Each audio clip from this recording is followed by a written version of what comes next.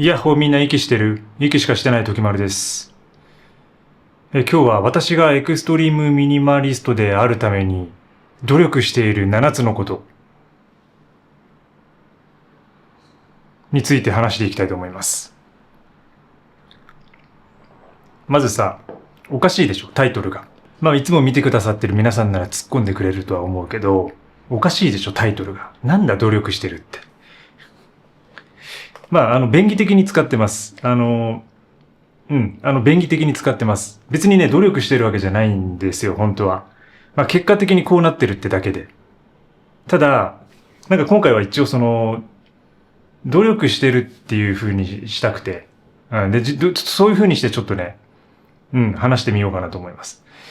で、そうすることによって、世界中で、私大丈夫かなって思ってる人、すごい不安だなとか、私ってちょっと変なんじゃないかなって思ってる人に対して、大丈夫だよっていうね、そういう動画です。ここにこれだけやばいやつがいるんだから、全然大丈夫ですよっていうことを、だから安心感をちょっと伝える動画だと思ってください。冗談半分で聞いてください。そもそもね、エクストリームミニマリストは結構危険なものなので、そんなにね、ならない方がいい。むしろ目指さない方がいいです。これはもう自分が言うのもなんだけども、目指すものじゃないなと思いますよ、本当に。危ない。危険です、結構。結果的にこうなってるんだけども、でもやっぱりそれを維持するためにっていうか、私がエクストリームミニマリストであるためにはかなりの努力がね、あるなとね、今日散歩してて思ったんですよ。だからそれちょっと述べていきたいと思います。最後まで聞いてください。そしてチャンネル登録もよろしくお願いします。最近アナリティクス見てるとさ、チャンネル登録してない人が半分ぐらいいるんですよね。僕のチャンネル見てる方で。何もない部屋でダラダラ喋ってるチャンネルなので、ぜひ登録お願いします。この機会に。7つね。私が努力してること。ちょっとじゃあ最初に全部もう言うわ。結論言っとく。1つ目は、100個以下のもので暮らすこと。そして2つ目は、狭い賃貸に暮らすことです。努力してる。で、3つ目、仕事をしないこと。4つ目、結婚をしないこと。5つ目、脱毛をすること。6つ目、素足で、裸足で過ごすこと。7つ目、余儀であること。はい。この7つです。私が努力していることは。はい。で、1つ目なんですけど、まず、100個以下にするってことで、これはもう基本だと思うんですけどね。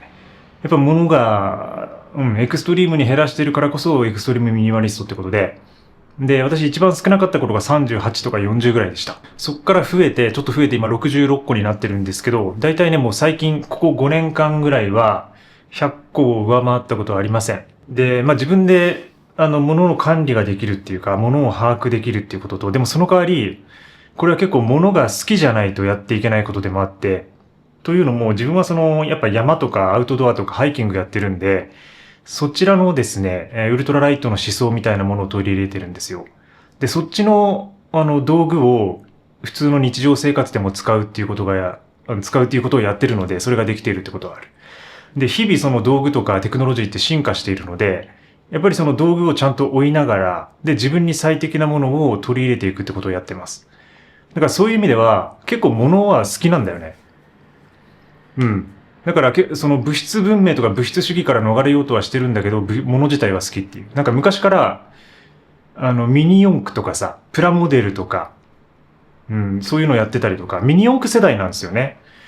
で、その後にビーダーマンとか出てきたでしょ。で、たまごっちとかポケモンとか、そういう、なんて言うんだろうな、90年代のやっぱり任天堂とかタカラトミーとか、そういうふうな、トイカルチャーっていうか、日本の、まだ駄菓子屋とかプラモデル屋さんがたくさんあった頃ですけど、そういう世代で育ってるんで、やっぱそのバックグラウンドの影響を受けてるんですよね。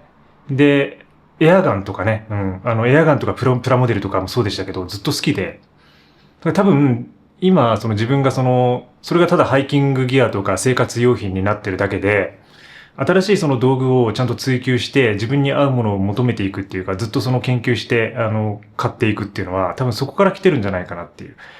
根本をたどれば。元をたどればね。なんかそういうところがある気はします。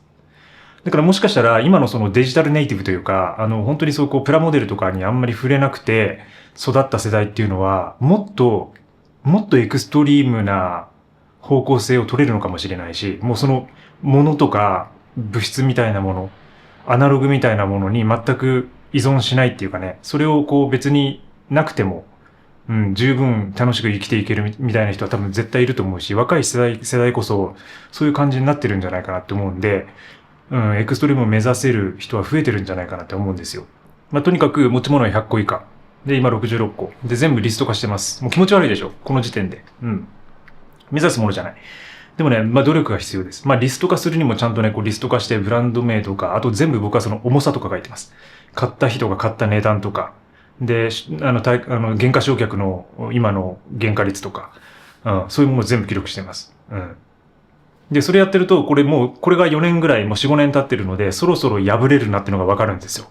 私がいつも使ってる5ポケットパンツとかがね、もうこれ破れるなっていうタイミングが、もうその年数でわかる。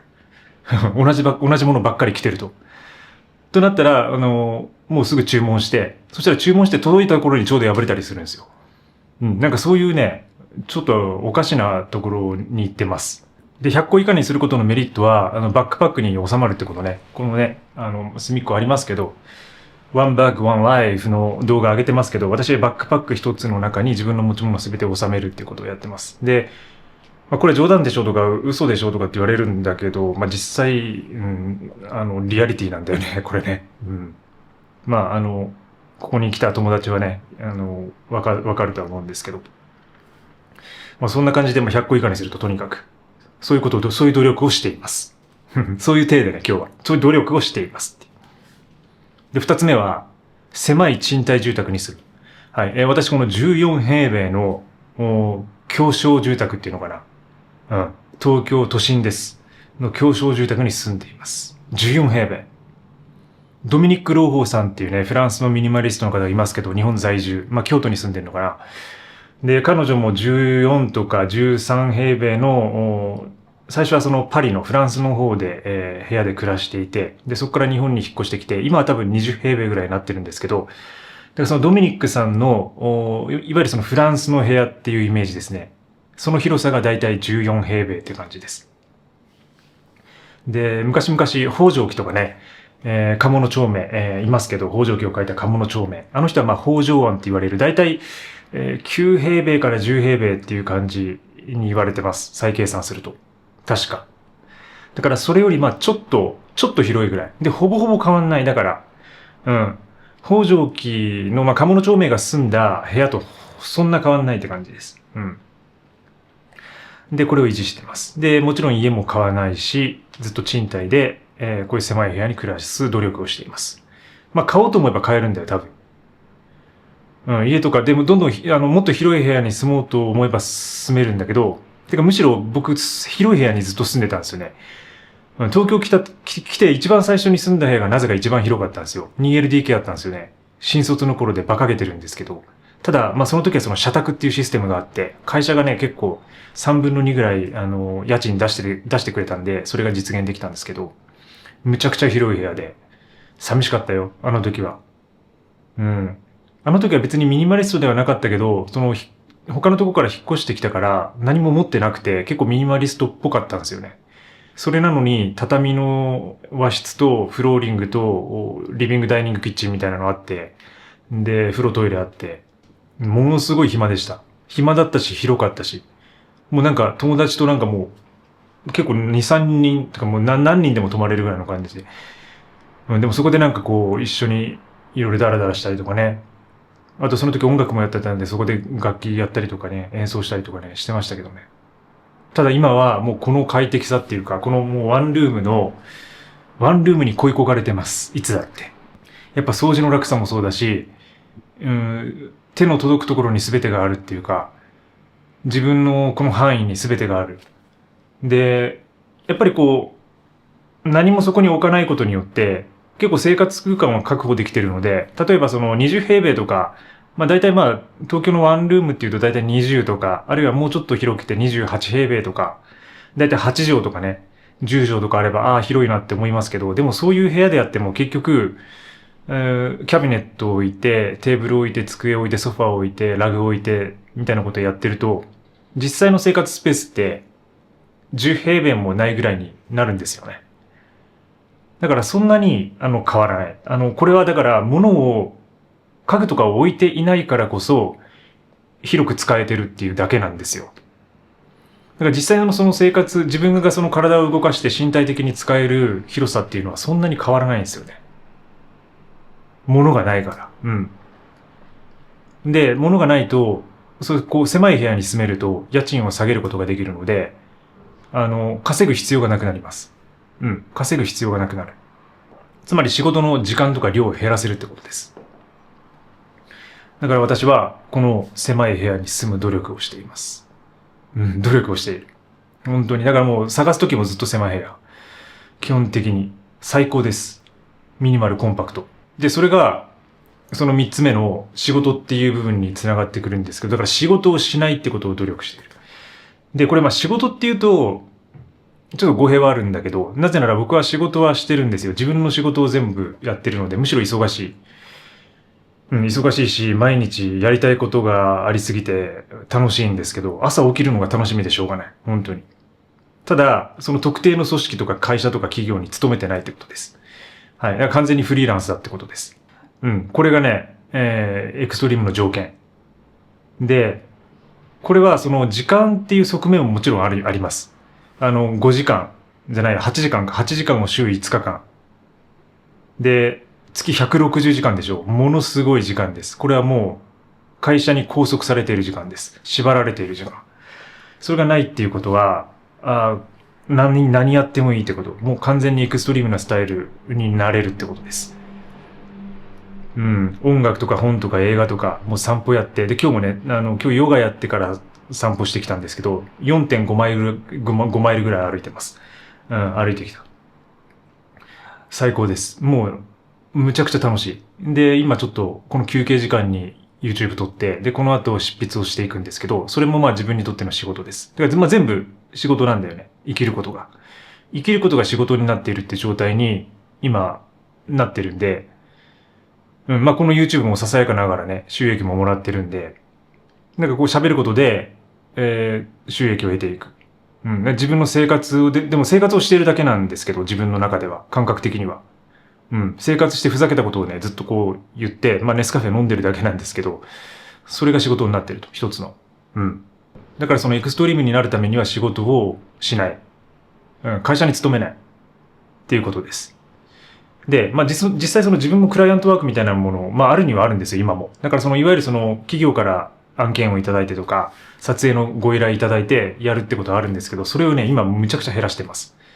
昔はその割合がめちゃくちゃ多くて、結構大きな柱というか、いろんなその仕事、会社と、結構一つの会社としっかり付き合うみたいなことをたくさんやってたんですけど、何社かね。で、それを今バンバン減らしていて、で、ほとんど今ゼロに近い状態です。だから昔ながらの知り合いの編集者とか、AD の方とからたまにお仕事いただいて、撮影の仕事とかすることもあるんですけど、その、時間を売る感じではないってことですね。自分のとにかくスキルで仕事をしていくって感じなので、時間を拘束されることが一切ありません。それがエクストリームの条件。で、もう一つ、それがなぜエクストリームスタイルにつながるのかっていうと、その会社っていうと多分会社に着ていく服とか、いわばそのスーツが前提の会社って多分あると思うんですけど、あとはその会社用のその作業着とか、指定の作業着とか制服ですね、いわゆる。で、それをなくせるってことがエクストリームになるってこと。それがあるとエクストリームスタイルは取れないんですよ。だからスーツを持ってると、やっぱそのスーツの分量だけ、その制服の数だけ持ち物が増えてしまうので、そこをいかに削るかって。で、そうなるとその仕事を辞めるしかないんですよね。で、これはものすごい馬鹿げてると思う。その制服のために仕事を辞めるとかって馬鹿げてると思うけど、実際私はもうスーツを着たくなかったので、一番最初スーツを着るような会社に勤めてたんですけど、スーツを着たくないから、辞めたっていうところはある。それも一つの理由になってます。からそれくらい頭おかしいってことです。エクストリームスタイルを取る人は。スーツを着たくない。で、制服を着たくない。で、もちろん、そのスーツスタイルのエクストリームミニマリストっていう考え方もあるし、そういうスタイルも取ることもできます。で、僕の友達にもね、一人いましたね。今も多分彼それやってるかもしれないけど、その、着替えるのがめんどくさいから、もう私服も制服もずっとスーツっていう方はいますね。これはこれでかっこいい。憧れるこれは。だからもうスーツしか着ない。もうなんかイギリスの紳士みたいな感じ。レザーシューズにスーツみたいな。ずっともうそれ一本だけでいくみたいなね。ただね、日本のこの今温暖化してきて気温が上がってきてる気候の夏、スーツは厳しい。いくらサマースーツでも厳しい。この暑さは。うん。だからそういうところもあって、まあ、仕事を減らすってことは制服を減らせる。つまり、エクストリームなスタイルが取れるっていう、そういうことになります。4つ目は、結婚をしない努力をしているってことです。これもおかしいでしょ。これもおかしい、だいぶ。まあでもまあ結果的に結婚してないってだけなんだけどもね。それは、まあ。ただ、私なんか独身で焦ってますとか、なんか結婚しなければいけませんみたいな人いませんかね、やっぱね。大丈夫です。こんな人もいるんでっていう。で、まあいつも言ってますけど、まあそれまあ、個人の選択の自由なんで、これはもう何とも言えないってことです、本当に。何にも言えない、これに関しては。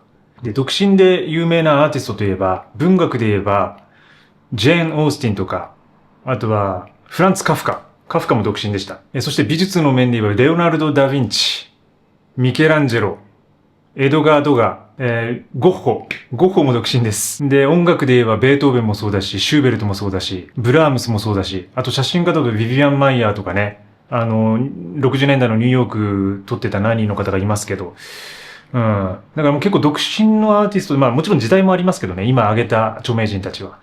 独身のアーティストって多いんですよ。で、私もまあ時丸田中もアーティストなんで、やっぱそこを受け継いでるのかなっていうのはありますね。で、あとは、徳井さん、チュートリアルの徳井さん。彼もアーティストで独身なんで、いつも徳井先輩のね、やっぱりこう、独身スタイルに私はいつも勇気をもらってますね。エクストリームなミニマリストの側面で言うと、やっぱり誰かと暮らすっていうことはそれだけ物が増えるし、その生活に必要なものっていうのは必ず増えてきます。だから、独身であるってこと、一人であるってことは、このエクストリームミニマリストのスタイルを取れる条件であるってことです。まあもちろんね、世界にはいると思いますよ。カップルでとか家族で。それ強いな。家族でエクストリームミニマリストってのは強いな。エクストリームミニマリストファミリーっていうのはすごい強い。みんな持ってなくて、みんな同じ服着ててね、気持ち悪いね。なんかそういう映画が作れそうだね。ちょっとキューブリックの映画にありそうな感じだね。みんな同じ服着て、で、物を持たない部屋で、一つ屋根の下で、暮らしている、5人暮らしをしている、エクストリームミニマリストファミリー。EMF っていう、EMF って感じで。まあでもね、やっぱ家族といっても他人なので、それはね、いくら子供であってもね、やっぱりそのミニマリストの価値観とか、物を持たないスタイルを押し付けるっていうのはやっぱ良くないです。それはね。みんなそうじゃないので。だから、やっぱり、まあ自分で好きなことをやる分には、ね、誰にも迷惑かけないので、それは、まあ一人であるっていうことが、それをできているっていうことかなと思いますね。で、私が努力していること5つ目は、脱毛です。はい。これはなんか自分の毛をもうミニマルにしてるってことなんですけど、まあ、髪の毛はまだ残してますけど、まあ、なんなら髪の毛も場合いっちゃって、ね、こう、ミニマリストスタイルがそこで完成するのかもしれないですけど、で、私もね、これも、別にまあ、今便宜的に努力って言ってますけどね、偶然なんですよね。これね、まあ、脱毛の世界に入っていったのも2020年でした。もうだからもう5年ぐらい、なるんですけど、コロナ禍です。はい。コロナ禍になって、一気に自分の仕事がなくなったんですよね。仕事がなくなって暇になったんですよ。で、暇になってはやばいなと思って、もうこれ仕事どうしようかなっていうか、もう食っていけないなと思って、プラと街中歩いていたら、脱毛サロン、メンズ大歓迎みたいな看板があって、で、そこにふらーっと入っていったんですよね。ふらーって入っていってカウンセリングしたんですよ。たら、今日から行きますよ、みたいな感じで。じゃあお願いします、つって。で、結構大きなお金をそこで契約っていうか支払いして、そのまま医療脱毛の1年間コース。はい。これに通うことになりました。もう不思議だね。人生っていうのは本当に何が起こるかわからない。いろんな巡りが合わせがあって。で、僕は一応顔はね、やってないんですけど、この首から下みたいなものを一回、医療で全脱毛してます。ミニマリストに、そこでなんか自分のエクストリームミニマリストのスタイルが始まったなって思ったかもしれない。あの時が意外と、なんか物を少なくするとか、なんかそういうところよりも、まずその自分の体毛を全部こう取り除くっていうこと。それはすごいその自然に反することでもあるし、で、自分をコントロールするっていう意味では、そのミニマリズムとか、管理主義の極みみたいなところもありますよね。だから結構不思議な感覚がしました。でもね、とにかく、そういう概念とか理論抜いておいて、快適。快適です。なんかね、ちょっとはね、やっぱ生えてくるんですよ。時間経つと。もう 5年ぐらい経ってるんで。ただ、全然なんか蒸れたりもしないし、で、そんなカミソリとかでやらないから、肌とか皮膚が荒れたりとか、負けたりもしない。で、やっぱ清潔な感じもするし、であとはその部屋の中にね、毛が落ちないっていうね、これもいいんですよね。掃除の手間も軽減できてるなと、これは思います。なんか多分脱毛してる方わかると思うんですけど、で、今ではね、メンズ脱毛とかだいぶ流行ってきましたけど、私がやり始めた頃って、まだちょうど流行りかけみたいなとこあったんで、だから専用のクリニックってあんまなかったんですよ。だから僕女性用のクリニックに行ってるんですけど、でもそこでやっぱりいろいろ勉強ができて、その女性の理解というか、ちょっとそれが深まったような気もしてるんですよ。で、その医療と光の違いとか、で、実際に自分が施術を受けてみてどういう感じがするのかとか、なんかそういうものを身をもって体感することができたんで、なんかそれは自分の中で一つの経験になったかなと思います。だからなんていうか、脱毛の良さもわかるし、で、それをやらないことの良さっていうのもね、もちろんわかるし、理解してる感じ。で、理解が深まったような感じがしますね。なんかもしかしたら唯一今挙げてる中で、ちょっと努力っぽい感じですね、これね。脱毛っていう努力。5つ目、はい。私が努力していること、脱毛。毛をなくす。毛をエクストリームにミニマルにするっていう。6つ目なんですけど、6つ目は、なるべく素足でいるってことです。はい。裸足の少年、時丸って感じですね、これは。もう。で、ベアフットについての話は、もう散々、このチャンネルでしてきてますけど、やっぱり裸足ってすごいなって思いますね。なんか裸足が健康につながるって、なんかよく昔から言われてましたけど、なんか子供の頃からおじいちゃんとかおばあちゃんに、裸足は健康にいいんだぞ、みたいなこと言われて育ちましたけど、なんか今になってようやくその感じがわかるというか、で、それはベアフットでの生活とか、やっぱ森の中とか自然の中で歩くことの大切さみたいなものとも繋がってくるんですけど、足の裏っていうのはものすごい複雑なセンサーがあって、で、人はその足の裏から得るセンサーによってバランスをとって歩いているとされています。で、それを厚底の靴とかスニーカーを履くことによって、そのセンサーがやっぱり遮られて、鈍感になってるんですね。だから、裸足で過ごすことが、そのセンサーを、蘇らせてくれる。リブートしてくれると言われています。で、もともと誰もが持っている身体的な能力でありセンサーであるので、それはいくら衰えていてもトレーニングによって回復できるんですよね。で、自分がベアフットライフに入ったのはこの間の動画の通りですけども、5年ぐらいからゼロシューズ履き始めて、そこからトレーニングっぽく、山も行きたいなってことで、ビオベアフットに出会って、で、今年になってからルナサンダルで、ますます素足生活、走ることが楽しくなっているっていう感じです。厳密には裸足ではないんですけど、たまにアーシングって言ったりして、靴を脱いでね、とかサンダルを脱いで、公園とか森の中を裸足で歩いてます。完全にもう怪しい、変態でしょこれ。ダメですよ。なんかもう、おかしいっていうか、旗から見たらちょっと通報されるんじゃないかなっていつもドキドキしてるんですけど、サンダル脱いでね、ペタペタペタと真っ昼間の公園に、このアラフォーのおじさんが、ふらーっといるわけですよ。絶対危ないですよね、これね。でもそういうことを許容してくれるのが東京でもあるので、東京たくさん人がいるから、結構変な人もね、僕より変な人もたくさんいるんで、安心できています。で、その足裏のセンサーに加えて、やっぱり素足でいるってことは、もう通気性が良くなるので、で、やっぱ靴っていうのは、どうしてもその、靴下を履いて、そして靴を履くことによって、もう常に蒸れた状態、もう雑菌が、菌が増殖する最高の環境なんですよね。で、だからその足の匂いとかもね、素足で暮らすことによって、ちゃんと洗ってれば、防ぐことができるし、その皮膚のトラブルとかも全くなくなりますね。爪とかもそうです。その巻き爪とかよくその、外反母趾で、その爪の部分をこう巻き爪になったりとか、痛めたりとか、で、それが皮膚に食い込んで、ちょっと皮膚の炎症を起こしたりとかって、なんか足のトラブルってたくさんあるんですけど、それは大体、こう窮屈な靴によってもたらされるとされています。で、特にね、ハイヒールとか、その女性の方が履くような、先が詰まっていたりとか、ヒールが高かったりすると、それだけこう圧力がそこにかかってくるので、で、それがね、素足生活をしてくると解放されていくんですよ。その人間の足の感じがこうやって、にゃーって感じで開いて、で、通気性が良くなって健康になってきます。で、足が健康になると、歩くのがますます楽しくなる。で、歩くのが楽しくなると、もう日中ずっと歩いてるから、その健康になるんですよ。で、病気もしなくなるみたいな。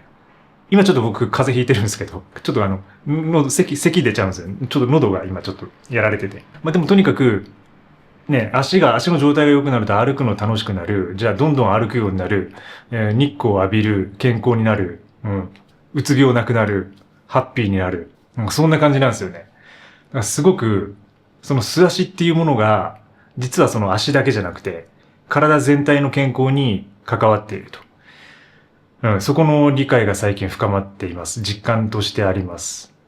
だからなるべく靴も捨ててね、エクストリームスタイルでいるっていうこと。そういう努力をしています。じゃあ最後7つ目の、私がエクストリームミニマリストであるために努力していることは、ヨギであるってことです。はい。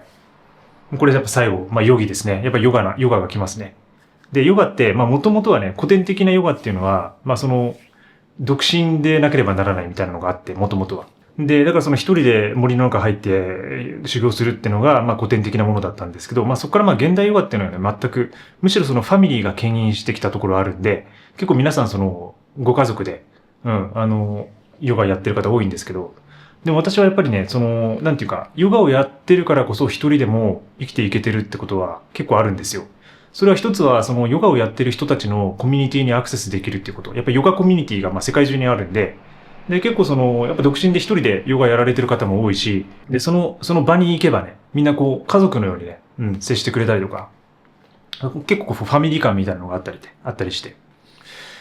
で、やっぱそのエクストリームっていう意味では、やっぱ空いた時間っていうか、とにかく朝、ヨガマットの上に立つ。で、今日もそうだったんですけど、そこから練習を始める。で、それが、体一つでできるっていうこともあるし、マット一つあればいいっていうね。だから本当にミニマルなもの、何も道具もいらないし、で、自分の呼吸に集中する。なんかそういう行為そのもの、ヨガという行為が、そのものがミニマリズムを体現しているような感じがしてます。だからこれハイキングとかにも通ずるところはあるんですけど、つまりソロハイキングですね。ソロでハイキングするっていうところにも、だから歩くっていうことにも通じることはあるんですけど、やっぱヨガをやってる時間っていうのは、本当に一人だし、で、一人なんだけど、もっと大きなものと繋がっているような感覚とか、そういうものを日々感じながら、得られるというか、得ながらやってると、なんかそれがあるから、結構一人でも生活できてるし、このエクストリームなスタイルを取り続けられているのかなっていうか、そういうことを感じたりしてますね。ヨガの話をしちゃうとね、ちょっとどうしても長くなっちゃうんでね、今日はこれくらいにしたいと思うんですけど。はい、ということで、今日はそんな感じで、私がお話ししたかったのは、そんな感じですかね。私がエクストリームミニマリストであるために努力している7つのことっていうね、ご紹介してきました。まとめると、持ち物を100個以下にしている努力、狭い賃貸住宅に住むこと、そして仕事をしないっていう努力、結婚をしない努力、脱毛をする努力、素足で過ごすこと、ヨガをすること。ヨガ的に生きること。うん。そんな7つでした。今日も馬鹿げた話に付き合っていただき、ありがとうございます。なかなか危険な部分はありますけども、またこれ多分全部をできている人って少ないんじゃないかなと思うんですよね。なんか1個か2個はあるでしょ。なんか私、脱毛してて、物100個ないですとか、エクストリームですっていう人いると思うよ。でも大体家族いたりとか、ちょっと大きな部屋に住んでたりとか。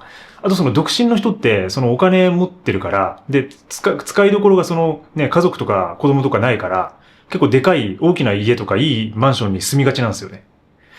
だから大体、そのなんかその全部やれてるっていうか、なんか結構その、やっぱりこう努力が必要なんじゃないかなって。7個やるにはね。今、ちょっと喋ってみて、ちょっとそう思いましたね。やっぱこれ全部、それをできてる人ってどんくらいいるのかなってね。もしね、私もエクストリームミニマリストですっていう人がいたら、コメントで教えてください。今日も最後までご視聴いただきありがとうございます。また次の動画でお会いしましょう。チャオチャオ